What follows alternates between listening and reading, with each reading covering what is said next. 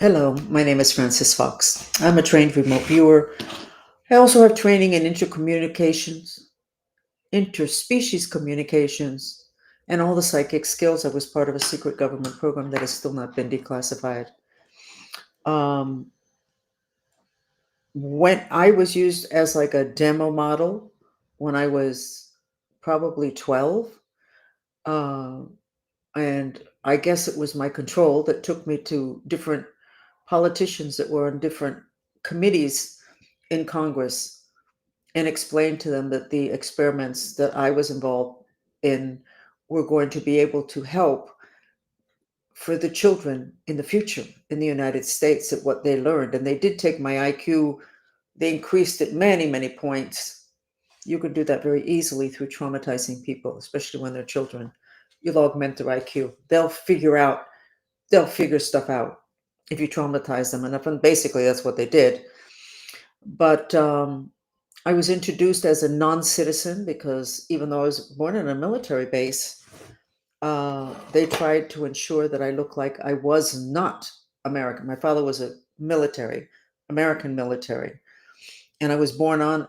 I mean, I'm assuming I was born in a military base, but it doesn't matter. My father was an American soldier in Europe after the Second World War, but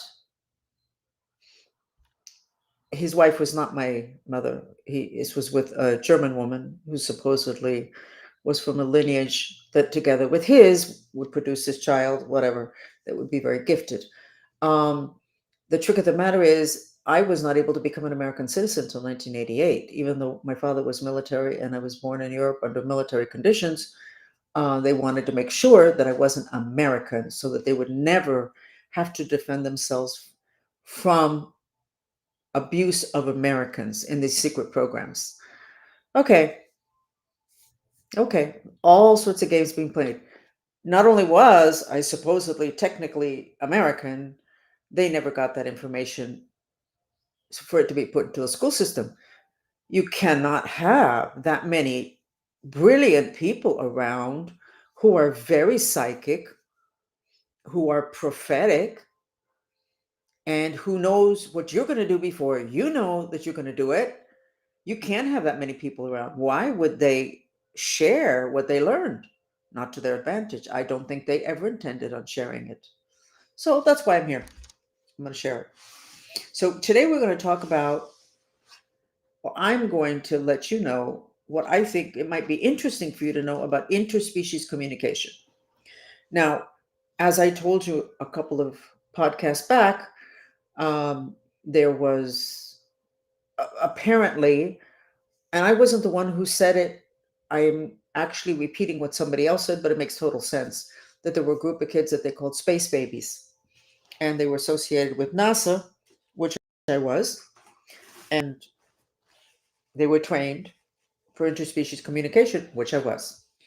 So, what does that have to do with today? Well, today we have the whole alien thing hanging over us. We don't actually know what's going to happen in terms of disclosure, but we do kind of know what has happened in the past with the aliens. We do know, and I don't think anybody is going to question this, but that the Nazis worked with aliens, and that's how they got such incredible technology, which, when the war was over, United States, Russia, and England went in to Germany, which is that's the point at which my father went to Germany, and I was born there. They went in and they took over all this technology that the Germans had that was very advanced, and apparently a lot of it was from aliens. So you have the Nazis able to work with the aliens. There's no reason, first place, there's no reason why they didn't continue. It probably did. But let's pretend that it didn't continue. There's no reason why it shouldn't continue, but with good intentions. The same way there's human beings with bad intentions and human beings that are completely out of it, and they don't even know what their intentions are, so they can be manipulated. It's the same thing with ETs. So, with good intentions, what can you do with interspecies communication with good intentions? Well, you can align yourself with good ETs, but we already do that. But we don't call them ETs. We call them spiritual beings, and we call them sacred. When you call in the angels to help you out, like I had a friend of mine that used to call in a parking angel. When she wanted to find parking before she rolled around the block, she would call in a parking angel. She swore that it worked. Um, but even if that particular thing did not work and it was just her intention that got it, she called in angels. And throughout history, and certainly everybody who's into Christianity, or most of them, are very familiar with the concept of angels and call them in and consider that they are sacred and that they help. I am working with this new type of spirits that have entered the planet that are parasites. They're called Xenos, Xezenos. And they're not from this planet. They're pretty recent in terms of their invasion of the planet.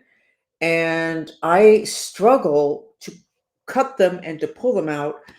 And I call in a particular angel, which I'm not that comfortable with the angelic vibration. I'm dolphin vibration, dolphin consciousness.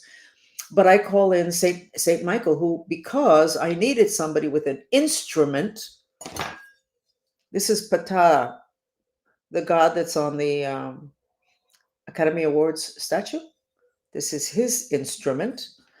I called in Saint Michael because he has a sword that's flaming, and that fire is necessary to cut those new type of spirits.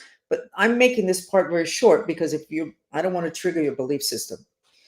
You're trying to wrap your head around stuff that's old, and I'm giving you stuff that's happening today that's new that nobody talks about. Not a good idea on my part. So I work with angels. Most of you probably do believe in the existence of angels. Those are aliens. They're alien beings. They don't have physical bodies. I don't think they ever had physical bodies, but you believe in them. And then you have the special people in your religion that are your sacred people, a lot of whom were not, because Jesus Christ was born. An interesting birth, no sex, but he was born. So we can't say that he's an alien, but there's a lot of the people that we follow in religions that were aliens, such as Lord Vishnu from Hinduism, who supposedly brought in the coconut in order to help people to defend themselves from spirits that did once have a physical body. In other words, humans whose physical body died and their spirit is wandering around.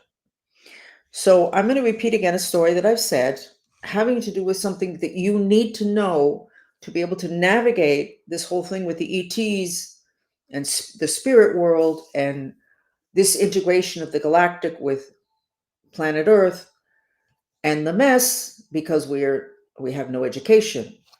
So the story that I've said before is I was having an acupuncture treatment, and when I looked up, my acupuncturist her eyes were wide open as if she was in shock. And I said, "What happened?" She went like this, "Quiet, tell you later." So when the session was over, I said, "What happened?" She said, "I saw an angel leaning over you and giving you a healing." She was so impressed. And I went, "Wow." I said, "Exactly at that moment." I said, "What I saw over me was white light." So there was no argument. Each of us saw what we were capable of taking in. She believed in angels. I didn't at that point. And she saw an angel giving me a healing. In addition to the acupuncture treatment she was giving me, I saw white light because I would have struggled with the image of an angel. That's called shapeshifting. Whatever energy was there presented itself in a way that we could accept. In other words, it was a well-intended energy or being or alien. I saw it as light. She saw it as an angel. It was the exact same moment. No question. If you can wrap your head around that and hang on to that, then a lot of things that are going to shake up other people are not going to shake you up, because you'll go, there's the shape shifting skill. Now, I have the ability in other dimensions to shapeshift. So do a lot of people. And you can too, if you could get yourself out of what you've learned in school, your parents, what your religions taught you, and just widen your lens and just be available for knowledge that has been around forever. So let's get back to the whole interspecies communication. You have a pet. Most of you have pets. I have a pet. You've had a pet at some point. I can see on X, which is where I get most of my news, and I just love those posts with those delicious looking dogs, and the animals are doing such incredible things. They're so kind to each other and unbelievable. And yeah, maybe it's just coincidentally that they were able to capture that on camera doing that, but not really. So you have a pet. And if you really, really, really love your pet, most of you are like really shocked at how intelligent they are and how they seem to know what's going on. And so many times that they warn you of danger. Okay. If you can wrap yourself around that, but widen the lens and go, there's a being inside that shape shifted pet body. And why don't I take advantage of this, my pet, or my neighbor's pet, or the squirrel that's always outside in the window when I do my hair and it's looking at me? Why don't you take advantage and start to communicate with these animals? Because when you start to realize that you are actually communicating and that they're sentient, they're communicating back, you're going to be halfway there having to do with aliens and communication. So all you have to do is the mantra, please God help me with my intention to miraculously communicate with my pet, the squirrel, the lizard, an animal that you see frequently that you have something of a relationship with. And you will be on your way. You will be training yourself for this new era that we have entered. And nobody's going to stop this. This new era where everything's getting thrown together, nobody's going to stop it. I love the fact that there's this stuff going back and forth in Congress because of what happened with the last bill that was passed, and Elon Musk got in the middle of it. And then there's this lady in Congress with purple hair. She's in her 80s, and she obviously dresses for people to pay attention. Kind of fun. Um, but I actually forgot what I was going to say about her because I was too busy defending her choice of purple hair and the clothing. But totally forgot what I was going to say. So we're going to have to keep going, and I may or may not get back to this. So many years ago, when I was going to therapy to clear up from the issues of having been a mind control victim and the torture and all this stuff, one of the things that I got into the habit was of paying attention to the animals that would show up unexpectedly or repeatedly. And then I would look them up to see what the symbolism was. What was that animal trying to tell me? And I ran into a man called Ted Andrews, and I'll write it here. He has passed already, but his books are still here. He was like a shaman, and his books, the one I had two of his books.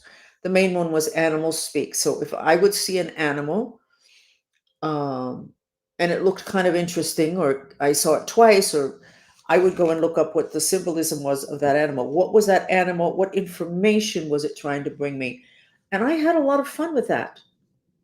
And I shared it with a lot of people, and a lot of people started their metaphysical journey, um, having to do with deciphering what the animal kingdom is bringing us. Remember that according to the Bible, when God made earth, God made the nature first and then animals, and then put humans here. So nature and animals were a backdrop to human evolution.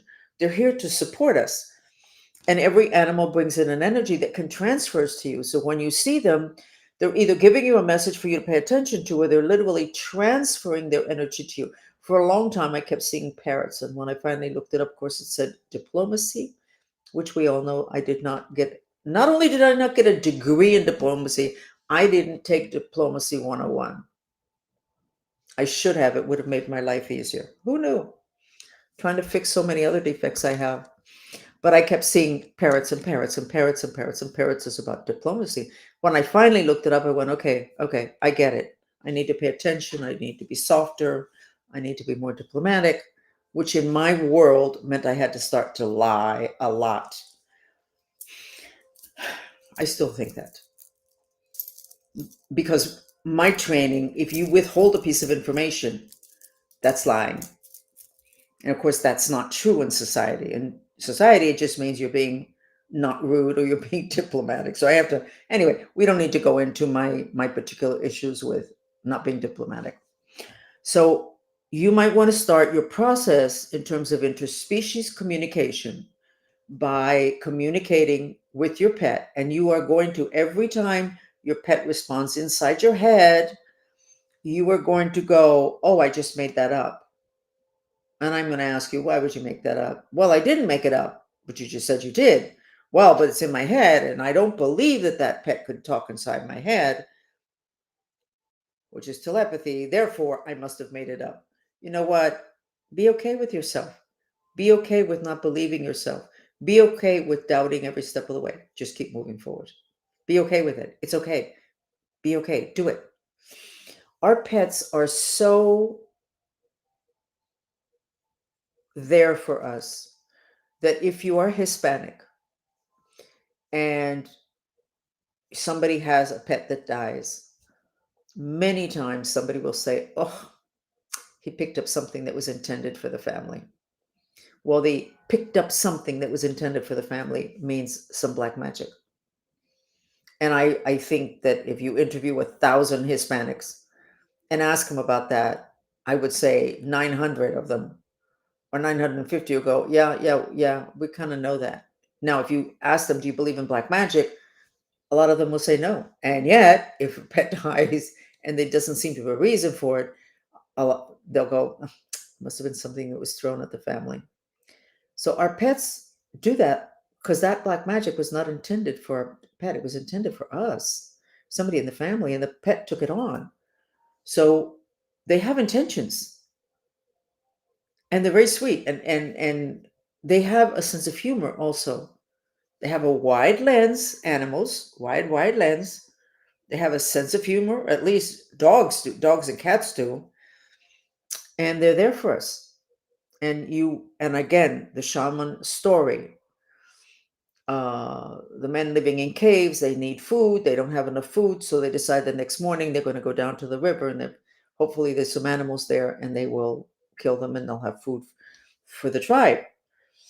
The animals know this, that they're going to be there the next day, so the animals go and position themselves by the water so that the humans can kill them and have food for the tribe. And it's okay with the animals, because you see, this physical body, that animal's physical body, it's nothing. It's totally disposable. And they don't mind disposing of it, because they'll just many times just flip first. But if they're animals, supposedly they go back to group soul. So like they individualize when humans have needs, and then they go back to group soul. And then if they're going to come in again, incarnate again, then they become individualized and get their characteristics, and they have their intentions having to do with the family that they're with or wherever it is that they're with. So widening your lens having to do with pets and your pet, and starting to talk to them, starting to look up animals. Ted Andrews has the books. I found that nice. Today you can look it up on the internet, but you can't look up just anybody, because what I find is that the New Age movement has really distorted metaphysics and other dimensional realities incredibly. In this country, the whole New Age movement of love and angels, but no, not the devil. And oh, you can get an angel to help you with that, but you do not have a bad spirit in your liver. No. In other words, they only take one half of the equation, which is the nice half. And then the other half they leave there. The only problem is that even Jesus Christ, or particularly Jesus Christ, knew that if you were sick, the first thing you have to do is remove the spirits. And it's like going to the doctor with a knife wound, and the knife is still in the wound. You tell the doctor, hey, here, I'm here. And the doctor says, okay, I'll take care of you. And he starts to take out the knife, and you go, don't take out the knife. Just clear this, stitch it up. And the doctor says, how can I do this with the knife still there? Basically, that's what we do with illness today. They'll take out a part of your body, except you have an energetic component to that liver, to that spleen, to that uterus, to those ovaries. There's an energetic component, but that's the one that got sick. That's the one that has a spirit attached. They take out the physical and it's over. And then they go, oh, let's see what happens next. Because they don't really know. You should take out that spirit because you wouldn't have gotten sick if you hadn't been broken and the spirit was not able to come in. But going back to interspecies communications. So you start right now, today, tomorrow, you start to communicate with some animal that's close to you. And then you do the other part, which I never did because I was drowning in my misery for too long. You start to use animals the way the shamans also use them, which is for transference of energy. If you decide you want to do something in particular, but you're lacking an energy, a vitality, a talent, find the animal associated with that and then get a picture of it or some videos of it and watch it and breathe in the energy and get that energy to transfer to you. Now, horses have the energy of travel and of sensuality and sexuality. They even use horses today to heal pedophiles because horses will align, clarify, purify your sexual energies. So if you're a pedophile, you're obviously your sexual energies are distorted. And riding horses, according to these modern people, can help in the process of healing. It's a transference of energy. So if you're a very timid person, you might want to get pictures of lions and ask the lion, just say, please transfer this incredible self assurance that you have. I need it for this interview. And start to play that way and make it a game. The whole thing with this other dimensions and everything, it can very much be so much more fun than the regular physical dimension stuff where they already have very serious people assigned to all parts of that, and you don't have a degree, so why are you talking? You don't get degrees in the other dimensions. You become skilled in alternative, no, not alternative skills, but skills that your energy bodies have, and you should train in them. And some of us are born, we inherited a higher level, but basically we all have the skills. And just start to throw yourself at interspecies communication via your pets or the pet of the neighbor, via the working as if you were a shaman,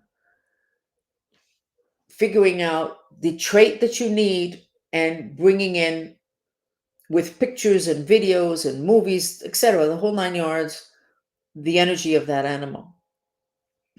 We give ducks to help to soothe children. So maybe if you get really stressed, maybe you should be looking at ducks and transfer that tranquility that we already know helps children. So just move in that way, and you go, oh, this is kind of fun. A lot of the stuff in metaphysics is fun. Now, I'm going to talk about something that seems like it's off, but I am not a young woman. And when you're not young, all sorts of things start happening to your body. And it's like, what the heck is this? Bring in the wrecking crew? What is this? Bury me already? I'm not going to be able to handle all these things that start to happen. One of the things that happened to me was that the skin on my legs got so dry. And it's possible that I might have been pre-diabetic. I don't go to doctors. So if anybody ever said no, because the doctor said this about her, and no, they didn't. The last time I went to doctors was 30 years ago, and I'm still sorry about it. So, and I figured out, first place, I figured out that the oil jojoba, Jobaba, is very good for my skin when I use it in soaps. It's a huge difference, but it didn't take care of what was going on with my legs, which I feel was because the home I was living in then was right next to a juncture having to do with 5G that had recently been installed, because it just didn't make any sense to me that my skin had gotten like that. So I've been trying and trying and trying to find an oil that can make a difference, because I figured if I ever found it, it would be a very big difference for me, not just for my legs, but for my cuticles. And I finally found it. I found it a week ago, the oil. I ordered all sorts of oil, almond oil, avocado oil, um, moringa oil. I thought the moringa would do it. It didn't do it. Anyway, so it turns out that the oil that it will correct and is correcting the skin on my legs is avocado oil.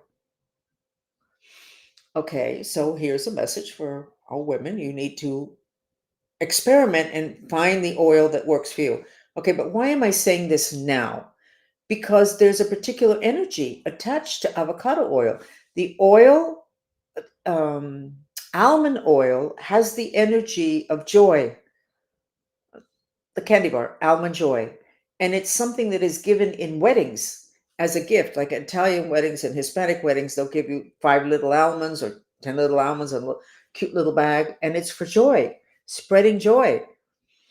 Okay, but the oil that works for me is the avocado oil. Now, almond oil was very good for me, but it didn't take care of the issue. So what's in almond oil? What is the energy in almond oil? Excuse me, avocado oil. What is the energy? What does it transfer to you? Because everything has intention, including oils. Avocado is for fear. Now, I would say that this society has been obsessed with avocados for years. And I find it interesting that Elon Musk, when he was upset and he got into X and everybody was sitting around fanning themselves instead of working, he talked a lot about avocado toast. He doesn't have a lot of fear. Maybe he doesn't have a lot of compassion for people who have a lot of fear or use fear as a reason for not working. But I just found that very interesting. So everything has an intention, including oils.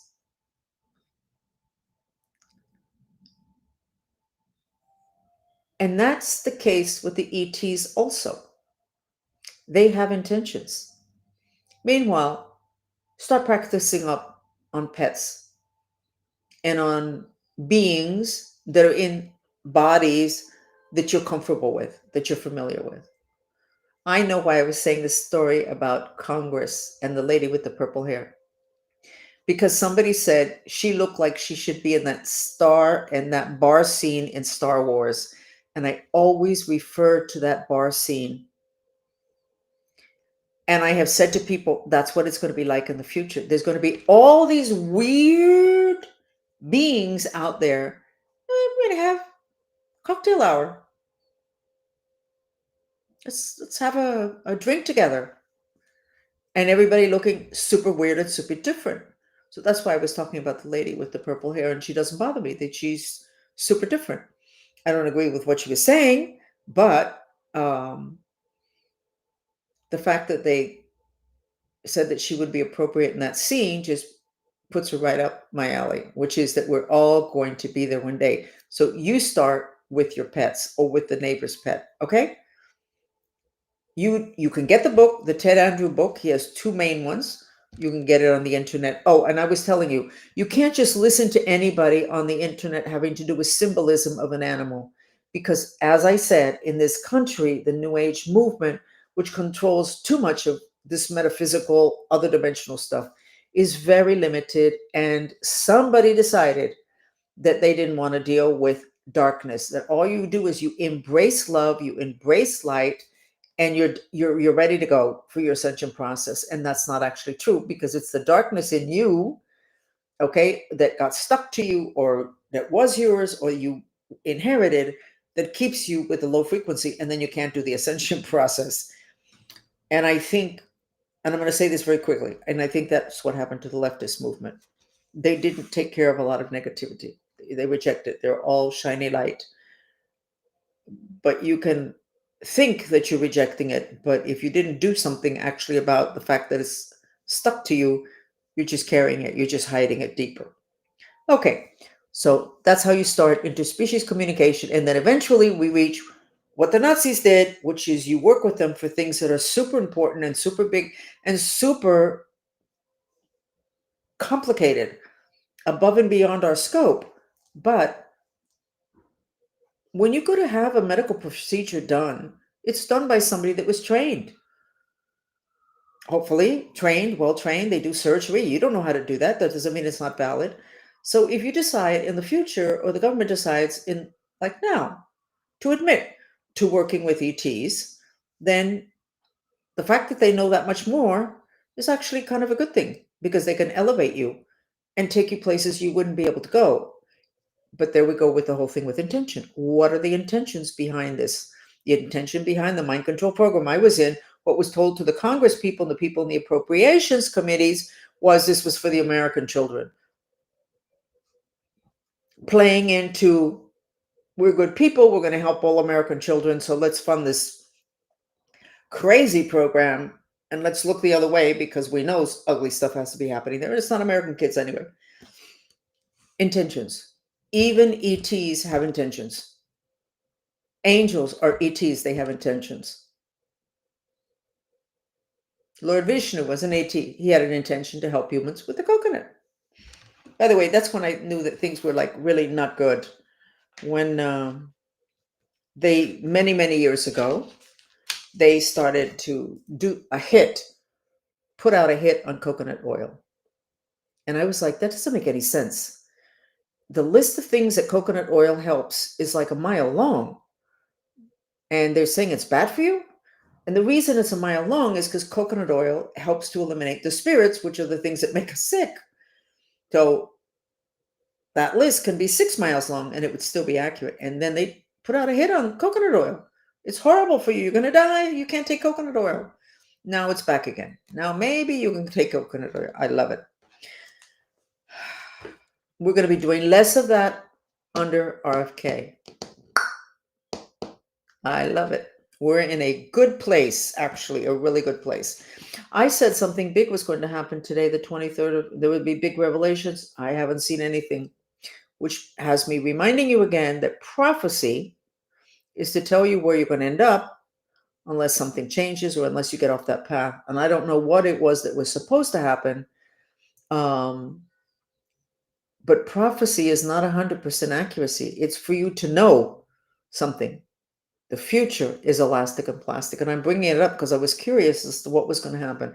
The day is not over, but basically it is. So anyway, let's go into the healing part of this get together. And let's do the mantra. Let's do the one about interspecies communication. Give me a second. And let me write it down.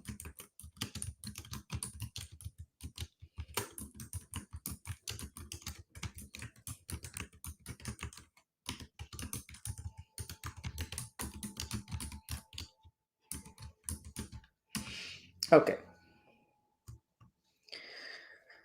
I made it simple. Please, God, help me with my intention to miraculously communicate with pets. Remember, you're going to doubt everything that you get in your head. You are going to doubt it. It's going to take you a while before you stop doubting yourself. Okay?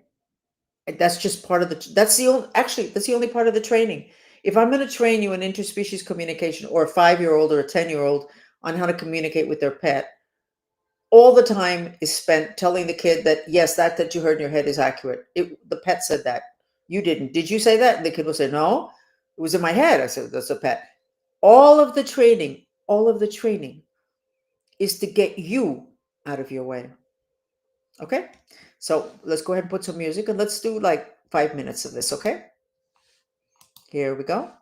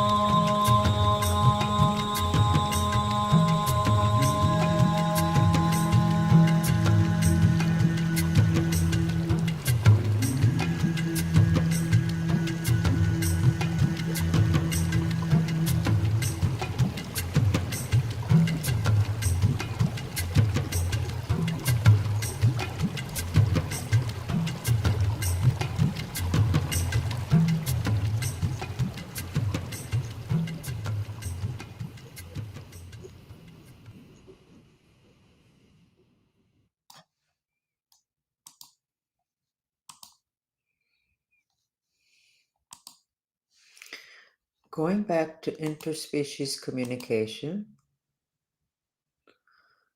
all of our emotional support dogs, what they're doing is they're taking off from us negative energy enough to where we have federal laws that cover that so that they're allowed to go places that normally you wouldn't be allowed to take animals. So that image, you know what? You should probably print up that image at the bar, that bar scene in Star Wars, so that you can start to get used to that. The issue of fear in humans is so big that it distorts everything. And if you think that we're all supposed to look like this, the way humans look, you're going to really struggle from here forward because there's nobody's going to be able to push this back into the box. So get that bar scene and print it up. And also print up that gold and white controversial dress and use it to test yourself. If you're going to try to communicate with pets to practice up on your interspecies communication, you should look at that dress first. And if it doesn't look gold and white, then don't bother because your frequency is not good, which means you'll have negative spirits closer to you and they're not going to want you to communicate with other species. They don't want that. They want you in fear. So then don't practice up that when your frequency is down or low.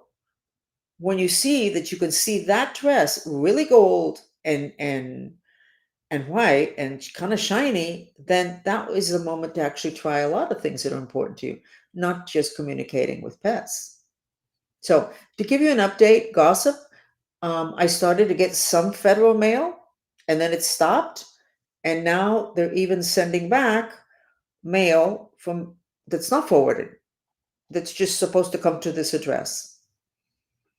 So apparently, somebody who's very powerful or dumb as a rock is holding up my federal mail, which I know that if they mess around with one piece, they could end up in jail or in court, whatever. And this has been since August the 22nd that I don't have mail. So,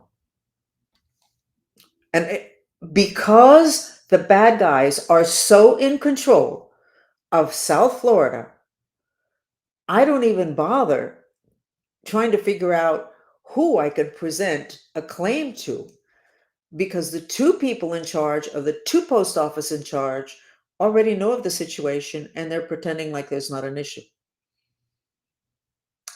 So I'm very happy that Trump won, and I'm very happy that the bad guys are going to be exposed, because this is beyond ridiculous. It's like living, I don't know, in the Wild West when you live in Miami-Dade County. None of the laws apply here. Guys in Washington, the new guys, please take care of this, because this is like really important, not just for me, but for the country. And we will see you again. And if I don't see you before the holidays, in other words, Christmas and Christmas Eve, I hope you have a beautiful, beautiful Christmas with the people that you love. And please remember that humans are not each other's enemies. We've known for hundreds of years that our true enemies come from off planet. And whatever plays out amongst humans on planet Earth are to try to get humans to self correct so that they can be strong enough to withstand the off planet energies, which includes the devil, but is not limited to that. Okay? Thank you for joining me. I'm Frances Fox. We will see you.